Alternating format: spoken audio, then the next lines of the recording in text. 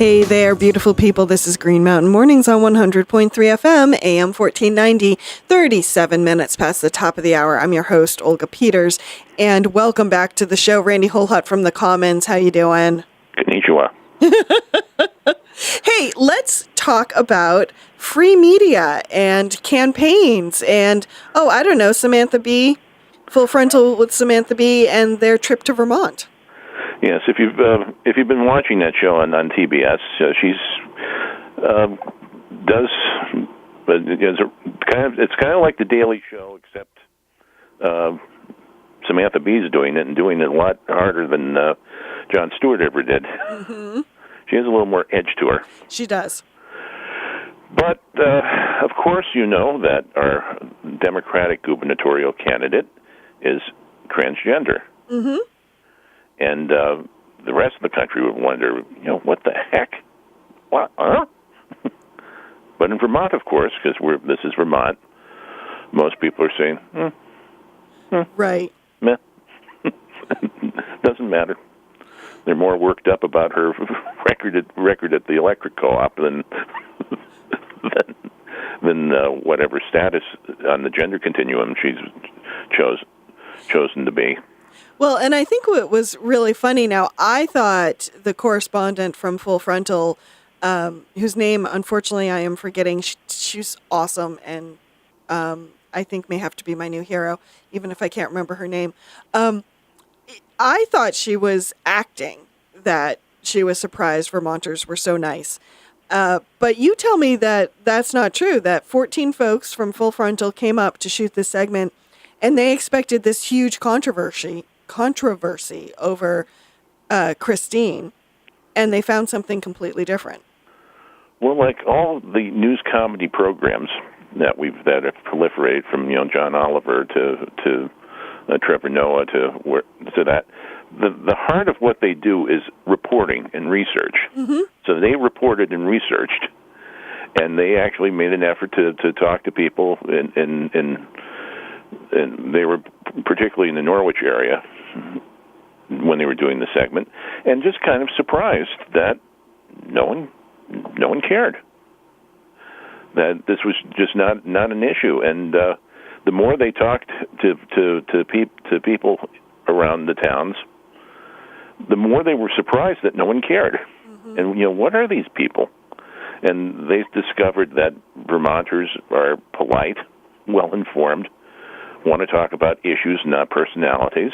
The antithesis of what the politics of the other 49 states are going through right now. Mm-hmm. And that and changed the segment. They were expecting one thing and were totally gobsmacked by the fact that it wasn't what they said. But hey, we've done that before as reporters. We go out expecting one thing and come back with something we totally didn't expect. Yep. Which is why you always have to try to keep an open mind. Yeah, don't always come in with a preconception because it doesn't always fit. Right. But the main thing is with the Holhut campaign is, the traditional dynamic of Vermont politics is get money, give it to WCAX, have them air commercials on the 6 o'clock news, and you're golden. Mm-hmm.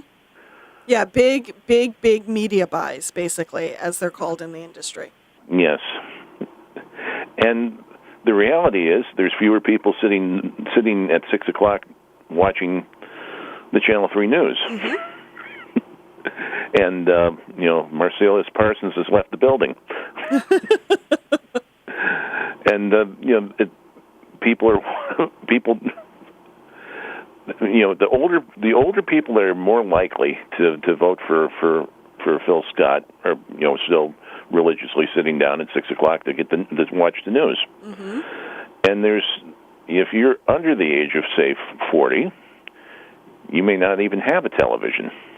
Right, you're streaming everything onto your computer or your iPhone. And those are the people more likely to vote for Christine Holhut.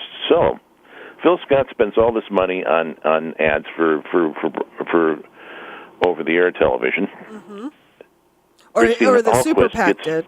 Gets free publicity from a popular comedy news program, gets about 8 minutes of airtime, and didn't pay a cent for it.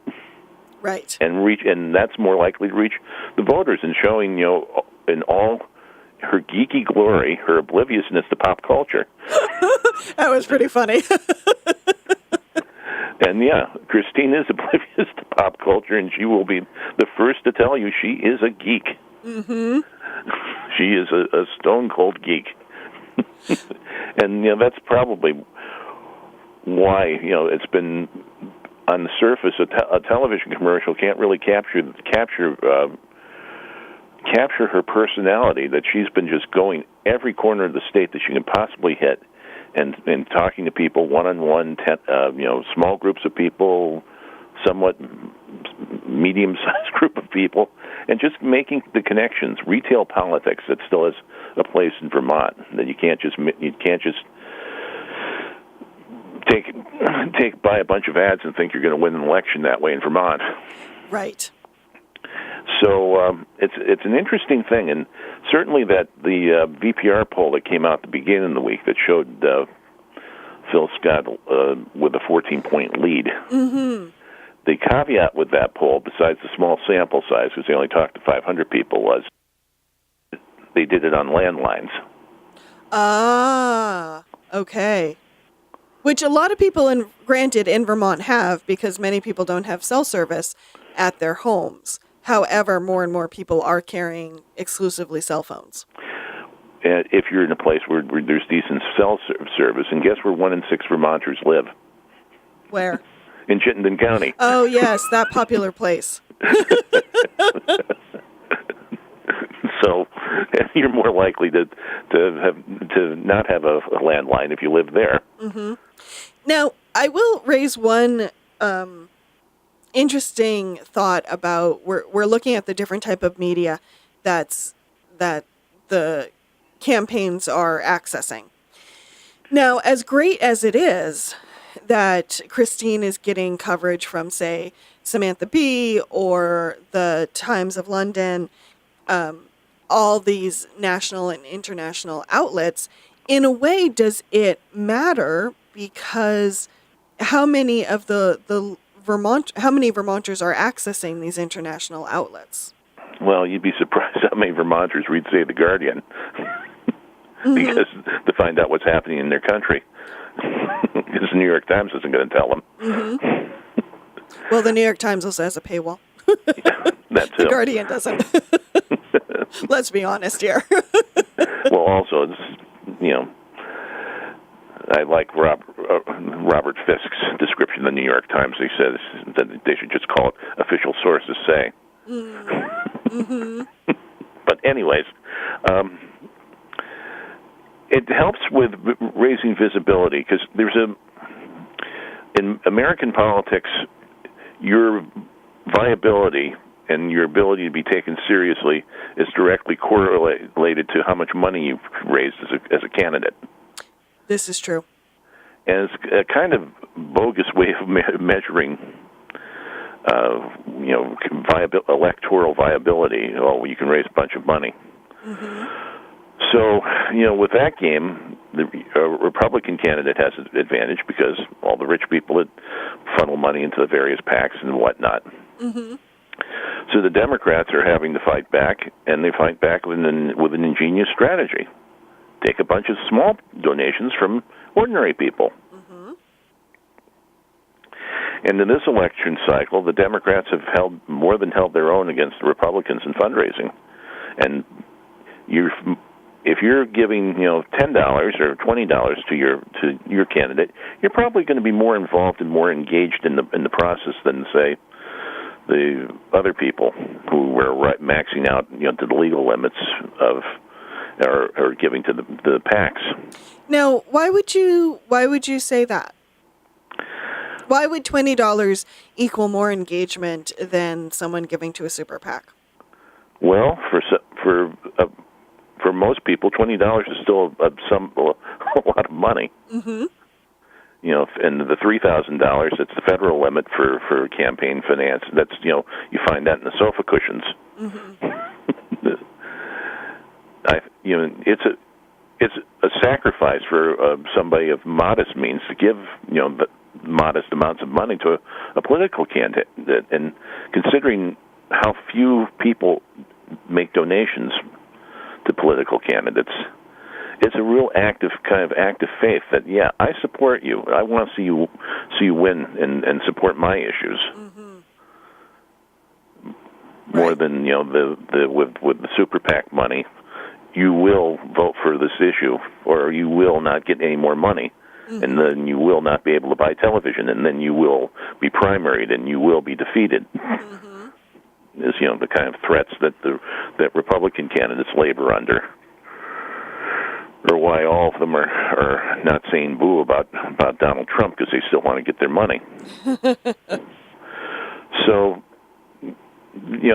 massing small donations together, doing retail politics, doing lots of phone banking, lots of canvassing, traveling all over the district you're running, and that seems to be the common denominator for Democratic candidates around the country. And it's really interesting to see the Christine narrative and how it's mirrors some of the other races around the country, and the successes that the strategy has had.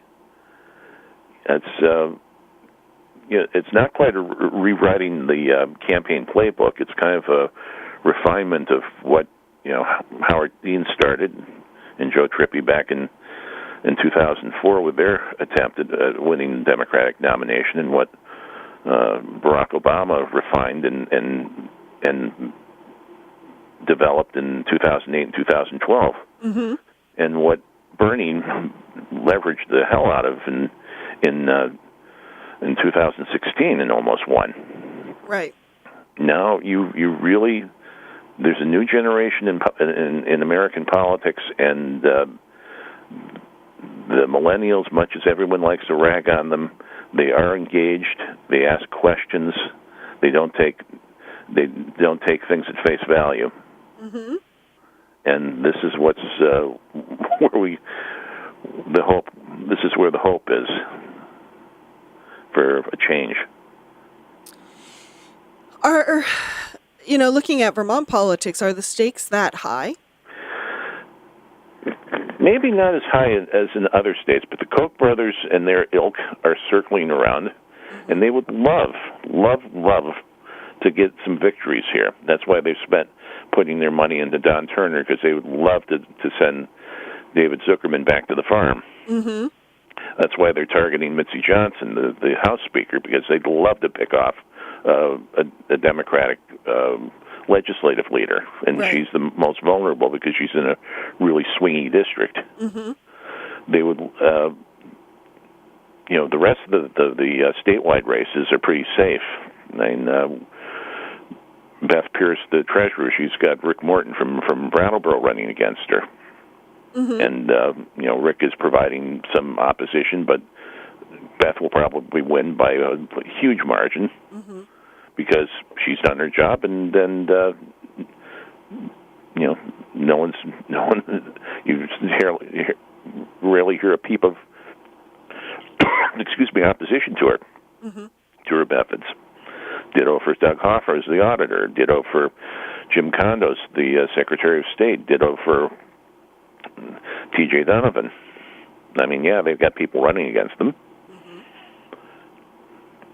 But you don't see them as strong opposition. Well, there are other lines on that. Bernie Sanders has 8 candidates running against them. This is true.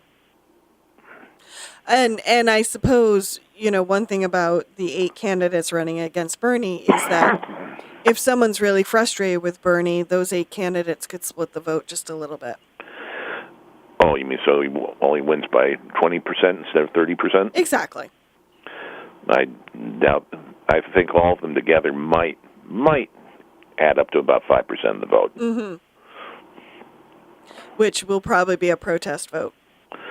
Yeah, because there's legitimate beefs with Bernie, and his lack of attendance in Washington to his day job as senator, his stonewalling of Vermont media, his imperiousness at times. Mm-hmm. But, you'll win. Well, on that note, Randy, Yes. we have run out of time, unfortunately. But have you cast an early ballot, or will you be voting on November 6th? I cast an early ballot because I have no idea what I'll be doing on November 6th except, looking at 18-hour day. Right. Yes, I hear you. I have to get up to the town clerk's office myself. Well, the ballots are there. It's a nice, easy process, especially in the cozy confines of the Dummerston town offices, where there's always candy at the front counter. Yay, candy! That starburst there when I was there this week. Meanwhile, for folks in town, a couple of political-related events coming up this weekend is, I haven't heard of any being hosted by the local GOP committee, but there is a candidate social tonight at 118 Elliott Street. You can find more information on Facebook or on Plan a Go-Go. As well as tomorrow morning, there is a coffee hour with Christine Hallquist and Danica Rome from Virginia. And I believe that's going to be at the Works at 9 a.m. But check Plan a Go-Go and check Facebook for that information as well. Okay, Randy, I will talk to you next week. Okay. Have a great weekend. You too.